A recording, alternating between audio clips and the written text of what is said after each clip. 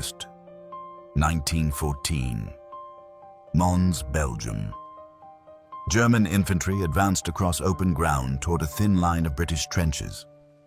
Within minutes, the German High Command filed an urgent report.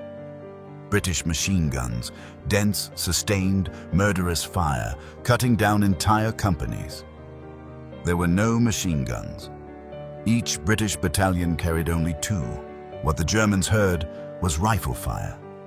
Ordinary infantrymen, working bolt-action rifles by hand, so fast the sound merged into something no German officer had trained his ear to recognize. The rifle in their hands had been quietly mocked by military theorists for a decade. Its locking system was weaker than the German Mauser. Its designer was not even British. But the men who carried it had spent years at a rifle range in Kent, chasing a standard so demanding that most soldiers on Earth would have called it impossible. This is not the story of a superior machine.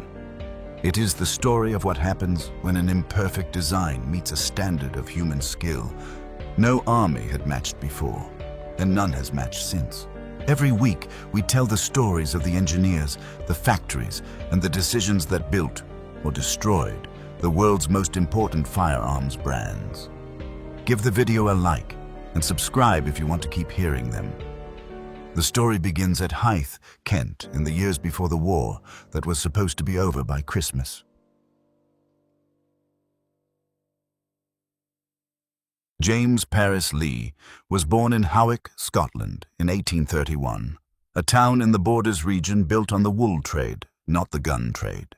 His father was a watchmaker, a craft demanding the same patience Lee would later bring to mechanical design, though nobody in Howick that year could have predicted where it would lead. The family emigrated to Ontario, Canada, when James was 5, and it was there, apprenticed to his father's watchmaking bench, that he learned the discipline of fine tolerances. Watchmaking teaches a specific kind of engineering literacy. How small parts interact under repeated stress, how a mechanism must survive thousands of cycles without drifting out of true.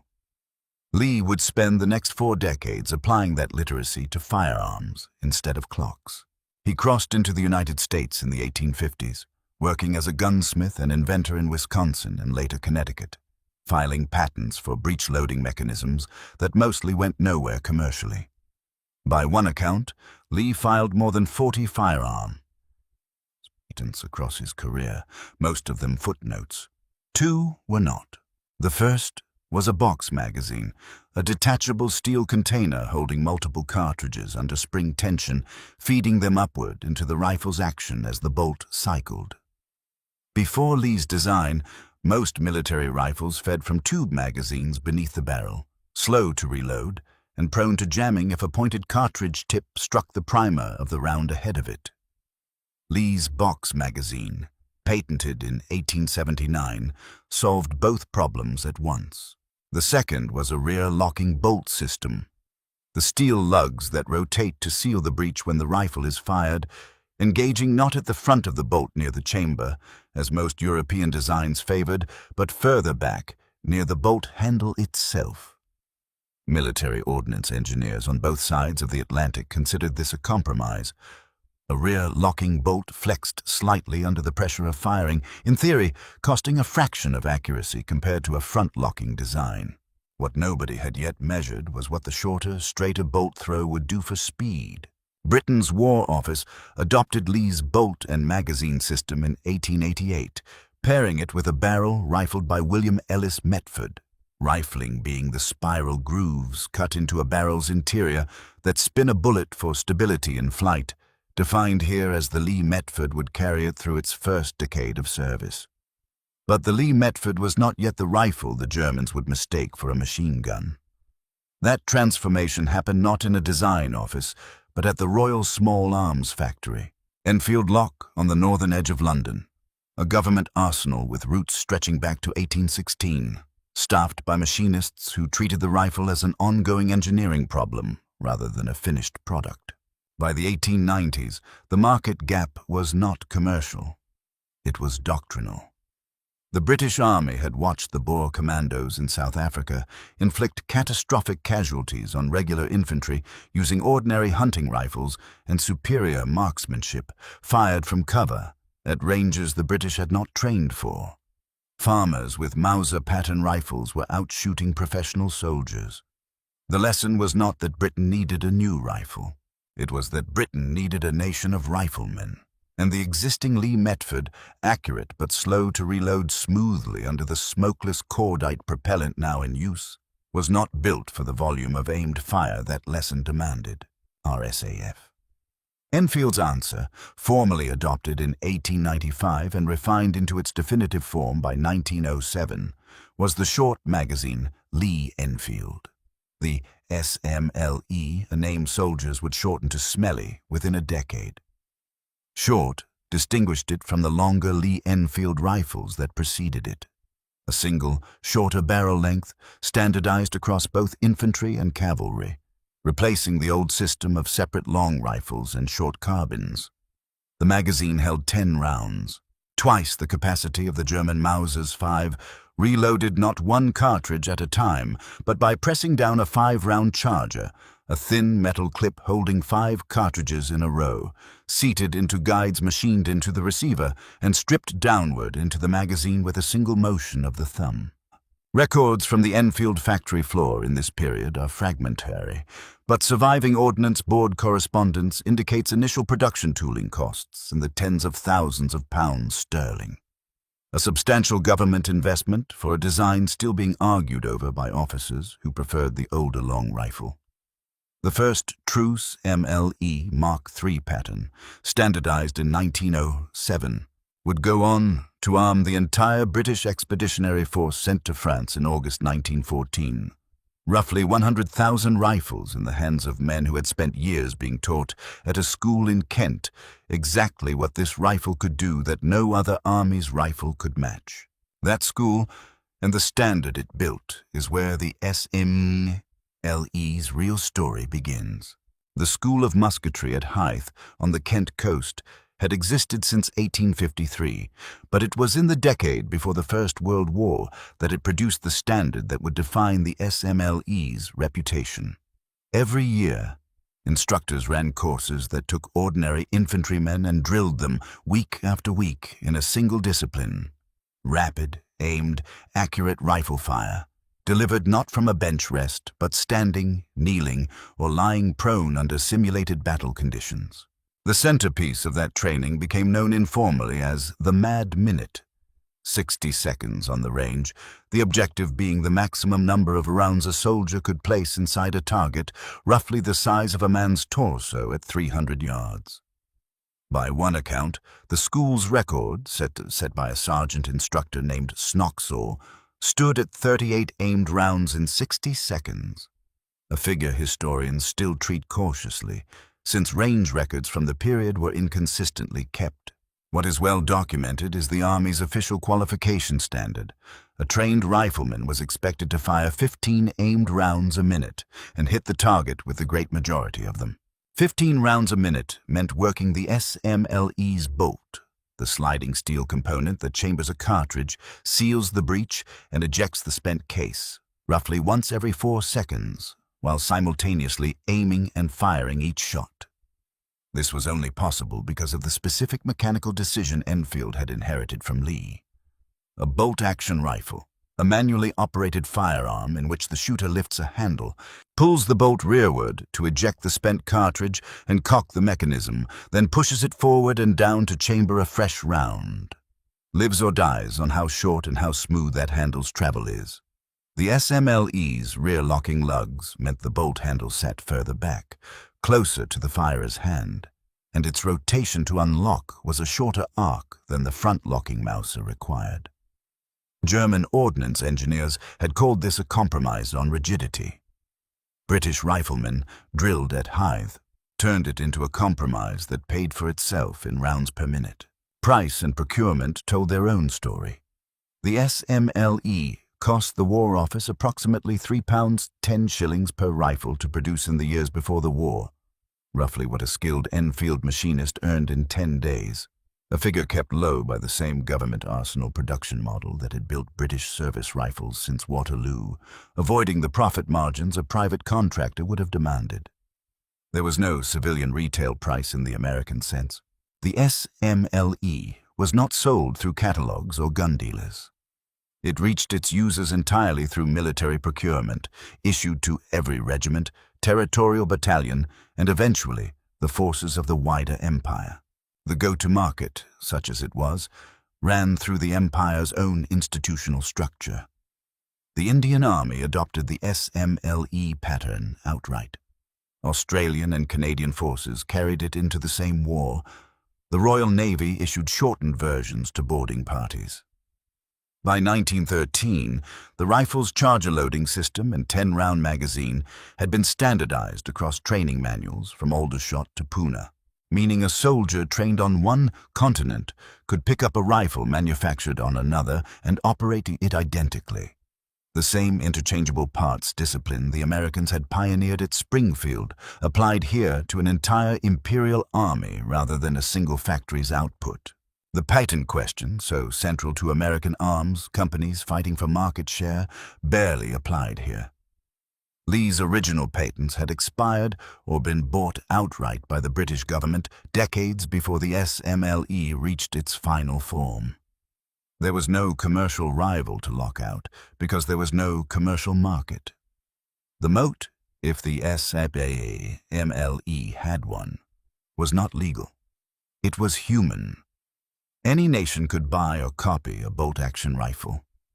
No other nation, in August 1914, had spent a decade building an army of riflemen capable of firing it the way the men trained at Hythe could. Early combat exposure came almost immediately. The BEF's 4 infantry divisions, roughly 100,000 riflemen carrying the SMLE Mk III, met the German First Army at Mons on the 23rd of August 1914, the first major action of British troops on the European continent in a century. What happened there did more for the rifle's reputation than any range record ever could. At Mons, on the 23rd of August 1914, the British Expeditionary Force held a line along the Mont-Condé Canal against a German First Army advancing in the close order formations that had worked against poorly trained conscript armies elsewhere in Europe. They did not work here. Battalions of the Royal Fusiliers, the Royal Scots Fusiliers, and the Middlesex Regiment poured aimed rifle fire into the advancing German ranks at a rate the attackers had never encountered from infantry alone. German after-action reports, filed within days, described machine gun density fire along the British line. British battalions in that sector carried 2 Maxim guns each, a fraction of what the reported volume implied. The rest was the SMLE, worked by hands trained at Hythe. The wartime segment that followed was not a single battle but 4 years of trench warfare across the Western Front. And the SMLE's design proved suited to conditions nobody at Enfield had anticipated in 1907. The rifle's 10-round magazine and rear locking bolt, criticized before the war for sacrificing theoretical accuracy, meant less to soldiers firing across no man's land at ranges under 300 yards than raw rate of fire and reliability in mud, cold, and the fouling residue of cordite propellant. If a rifleman's bolt jammed during a German trench raid at close quarters, in the seconds it took to clear it, the man beside him had no covering fire, and the position had no defense but the bayonet. The SMLE's smoother action, inherited from Lee's original mechanical compromise, kept that failure rarer than it was for soldiers carrying stiffer front-locking designs. Production scaled to a war nobody had planned for. The Royal Small Arms Factory at Enfield, joined by additional contract manufacturers, including BSA in Birmingham and the London Small Arms Company, together produced rifles at a combined rate that, by 1916, exceeded 10,000 per week, a figure that would have been unimaginable to the ordnance officers still debating the design's merits a decade earlier.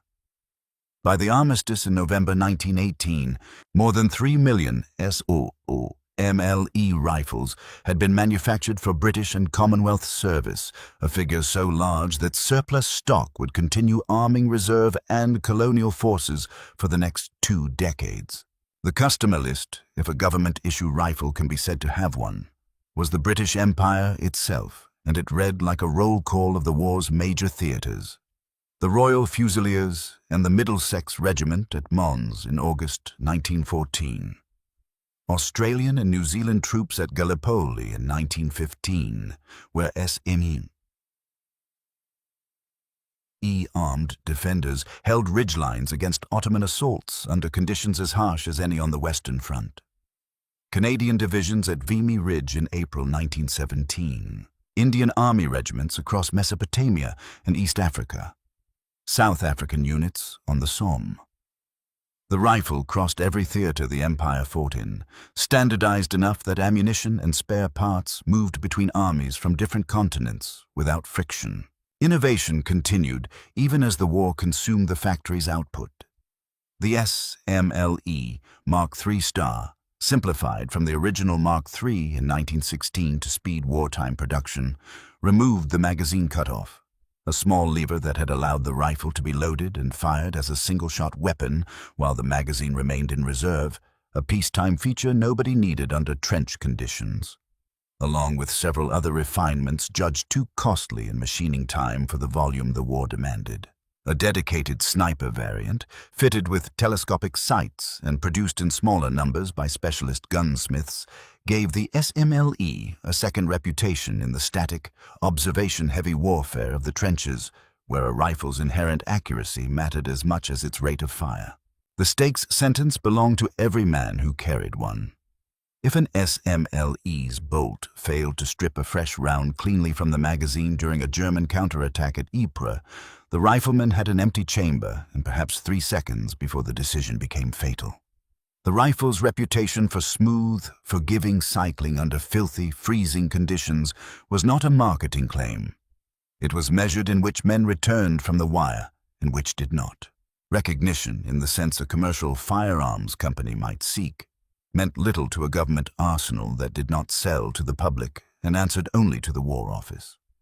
But recognition came anyway, in the form the SMLE's reputation still carries a century later, the informal title, coined by German intelligence assessments and repeated in post-war British regimental histories, of the rifle mistaken for a machine gun. No formal award or citation exists for a design. The closest equivalent was the War Office's decision, in the years immediately after the armistice, to retain the SMLE pattern as the Empire's standard infantry rifle rather than replace it outright. A vote of institutional confidence that would last, with modifications, into a Second World War. By 1918, the men who had designed and refined the rifle were mostly gone from the story.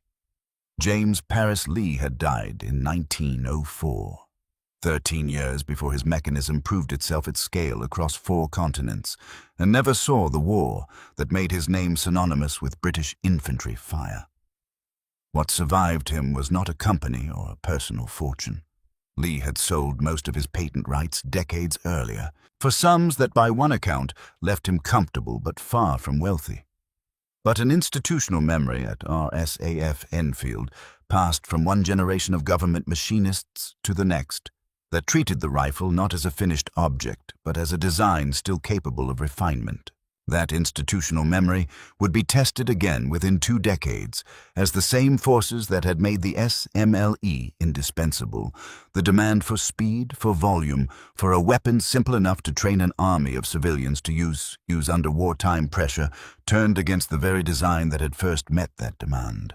The turning point came not from a competitor or a patent expiry, but from the same institution that had built the SMLE's reputation, the British Army's own Small Arms Committee, which began in the early 1920s to study why a rifle so effective in trained hands remained so expensive and slow to manufacture at the volumes a future war might demand. The SMLE Mk III, for all its battlefield reputation, was a machinist's rifle. Its receiver required extensive hand-fitting at the factory. Its rear sight assembly involved dozens of precisely machined parts, and its production time per unit remained stubbornly high, even after the wartime simplifications of the Mark III Star. Interwar Britain, under defense budgets slashed year after year through the 1920s and into the Depression, could not justify the tooling investment to redesign a rifle that still worked. What did not happen through nearly 2 decades was any fundamental retooling of Enfield's production line. No new receiver milling process, no serious investment in stamped or simplified components. The rifle that had armed an empire in 1914 was, by 1935, being built almost exactly as it had been built 20 years before. The structural threat, when it arrived, was procurement doctrine rather than foreign competition. As European rearmament accelerated in the mid-1930s, British ordnance planners concluded that any future war would demand rifle production at a volume and speed the SMLE's machining requirements could not sustain. The answer, adopted in 1939 on the eve of a Second Continental War, was the Rifle No. 4 Mark I. Not a different mechanism, but the same Lee bolt action system re-engineered for speed of manufacture. The No. 4's receiver was simpler to machine. Its barrel protruded visibly beyond the forestock, a change driven purely by production efficiency. Its rear sight, a simple aperture rather than the SMLE's more elaborate leaf sight, could be stamped and assembled in a fraction of the time. This was not a rejection of Lee's mechanism. It was, in its way, a vindication of it. Proof at the rear locking bolt and 10-round magazine remained sound enough, a full 4 decades after Enfield first standardized them, to serve as the basis for Britain's next-generation rifle. But it meant the SMLE Mk III itself, the specific pattern that had fought at Mons and the Somme and Gallipoli, was no longer the Army's future. Production of new SMLEs for British service wound down through the war years as No. 4 output scaled up at factories in Britain, Canada, and the United States. The foreign competition that eventually mattered arrived after 1945, and it did not come from a rival bolt-action design. It came from an entirely different category of weapon: self-loading rifles, developed and refined by Belgian, American, and Soviet ordnance designers through the late 1940s and 1950s, offered a rate of fire no amount of Hythe-style training could match by hand. A rifleman with a self-loading action needed no bolt manipulation between shots at all. The skill that had made the SMLE's riflemen legendary at Mons, years of drilled, muscle memory bolt cycling, became, against a self-loading rifle, no longer a decisive advantage, but a mechanical disadvantage nothing could overcome through training. Britain's own adoption of the Belgian-designed FNFAA as the L1A1 self-loading rifle in 1954 marked the moment the Lee-Enfield lineage in British frontline service effectively ended. The bolt-action rifle that had armed the Empire through 2 world wars was relegated first to reserve and training units, then to cadet forces, then to storage. What did not fade so quickly was the pattern's usefulness elsewhere. The Ishapur Rifle Factory in Bengal, established under British colonial administration decades earlier, continued producing Lee-Enfield pattern rifles for Indian service long after Britain's own production had ceased, including, into the 1960s, a version rechambered for the more powerful 7.62mm NATO cartridge, built on tooling and a mechanical philosophy that traced directly back to Lee's original 1888 patents. No single acquisition or bankruptcy closed the SMLE's story, because no single company had ever owned it. It simply stopped being the answer to a question that had changed. By the numbers that mattered most, the record was stark. Peak wartime production across British and Commonwealth factories, over 10,000 rifles a week. Post-1945 new production for British service, effectively zero within a decade. The training regime went first. Hythe's rapid-fire courses continued, but for a rifle no longer standard issue. The factories converted. Enfield retooled for the self-loading pattern. Old machining lines fell silent. Millions of surplus SMLEs entered storage. sold as military aid, or released onto civilian markets across the Commonwealth. The rifle survived. The reason it had once mattered did not. The Lee-Enfield pattern did not vanish so much as migrate. The Ishapur rifle factory in India kept the design and production into the 1970s, supplying police and paramilitary forces with a rifle built on tooling and mechanical principles unchanged in their essentials since James Paris Lee's original patent. Some of those Ishapur-built examples, chambered for the modern 7.62mm NATO round, remained in limited Indian service into the 21st century, a working military rifle tracing an unbroken mechanical lineage back more than 100 years. The collector market for original LE Mark III rifles is substantial and specific. Rock Island Auction Company regularly lists wartime dated examples with rifles bearing verified 1914 to 1918 production markings and matching serial numbers on bolt, receiver, and magazine commanding premiums well above unmarked post-war rebuilds. The Lee-Enfield Rifle Association, active across Britain, Canada, and Australia, maintains detailed production records distinguishing factory of origin, Enfield, BSA, or the wartime contractors, and dating rifles down to the specific quarter of manufacture. The Imperial War Museum in London holds Mark III examples in its permanent small arms collection, alongside soldiers' letters and diaries describing the rifle's role at Mons and on the Somme. The Royal Armouries in Leeds holds a comparable collection with detailed mechanical documentation of the Lee bolt system's evolution. Why the original still matters, in a way surplus alone cannot explain. Target shooters at Bisley, the historic shooting ground in Surrey that has hosted competitive rifle marksmanship since 1890, still compete in dedicated SMLE and Lee-Enfield service rifle classes, using original or faithfully reproduced actions, because the specific trigger feel and bolt travel of a hand-fitted wartime Enfield-built receiver has never been precisely replicated by a modern reproduction. Shooters who compete in these classes will tell you the difference is not nostalgia. It is measurable in group size on a target at 300 yards. The physical sight tells its own quiet story. RSAF.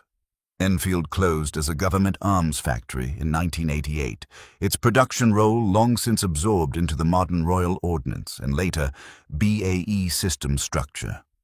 Part of the original factory site is preserved today as a heritage area within the London borough of Enfield, with some original buildings retained. Much of the rest was redeveloped for housing. A single interpretive plaque, easy to miss, marks where machinists once built rifles for an army spread across a quarter of the globe. The surprise footnote belongs to the training standard rather than the rifle itself. The mad-minute discipline, pioneered at Hythe, did not die with the bolt-action era. The rapid, aimed-fire drilling philosophy it embodied. That raw rate of fire means nothing without trained accuracy behind it. Was absorbed into British Army marksmanship doctrine that continued shaping infantry training long after the SMLE itself left frontline service, a methodology outliving the weapon it was built around. The SMLE's story is not, in the end, a story about a superior mechanism. Its rear-locking bolt was a genuine engineering compromise, and German ordnance engineers of 1914 were not wrong to say so on paper. What the SMLE represents instead is a specific, narrow, historical moment when an empire's investment in human skill, years of drilling ordinary, conscripted and volunteer soldiers to a standard no other army matched, briefly outweighed a rival's investment in mechanical superiority. That moment could not last. Mechanization, in the form of the machine gun and later the self-loading rifle, was always going to make individual marksmanship doctrine obsolete eventually. But for a few weeks on the roads out of Mons, in August 1914, it was enough to make a line of ordinary riflemen sound to the men attacking them like something they had never encountered before. Somewhere in a private collection or a museum case tonight, a Mark III built at Enfield in 1915 sits with its bolt still cycling smoothly, its charger guide still stripping 5 rounds into the magazine in a single motion. still doing exactly what a government machinist built it to do more than a century ago. The next rifle in this series carries the same lineage into a different war with a different set of forces working against it. See you in the next video.